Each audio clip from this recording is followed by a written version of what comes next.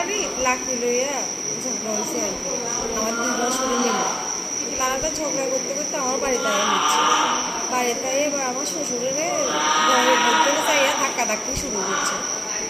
তো আমি বাইরে বলছি যে আমার বাড়ির মধ্যে কি লেগে আছে, আমার বাড়ির থেকে বাইরে আপনারা যা করবেন বলে কিছু করে রাকেশপুরি আমার বাসুরের ছেলে রাকেশপুরি আইতে একটা বড় লাঠি দিয়ে আসে আমার বাড়ি।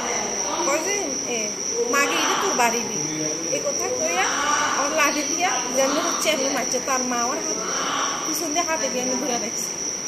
তো এটা যেমনি খাচ্ছে আমার শরীরে এই মোটা বাঁশ দিয়া আমার ঘরে ঝাড়ু দিয়া তার বাবাও মারছে, তার ফোলাও মারছে। তারপরে বাসুর এই নিরঞ্জন মুড়ি, তার মা কল্পনা মুড়ি আমার হাতে দিয়ে পিছন দিয়ে ধরে রাখছি। আমার মাথা ব্যথা সমস্ত কিছু ফেলাই দিচ্ছি আমি। তারপরে আমার মেয়েরও মারছে ঘরের ভিতরে। আমার শেষাই আমি ঘরের ভিতরে আমার শাড়িটারি সব সব কিছু ছিঁড়া লাগছে।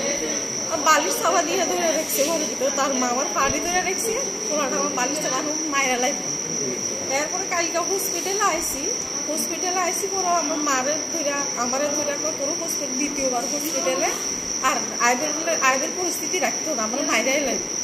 এটা হচ্ছে সোনাপুরের শিখা মুড়ি আমার ধমকি দিয়া গেছে কালকে হসপিটালে আইয়া।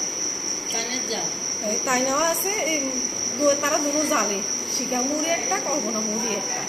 তারা আবার বাপ বেটাও আছে। আপনার বাড়ি কোন জায়গায়? আমার বাড়ি বরপাতুরি। আপনার নাম? আমার নাম তনুজা মুহুরি। আমার স্বামীর নাম? মুহুরি। তো এখন আপনি কি চান?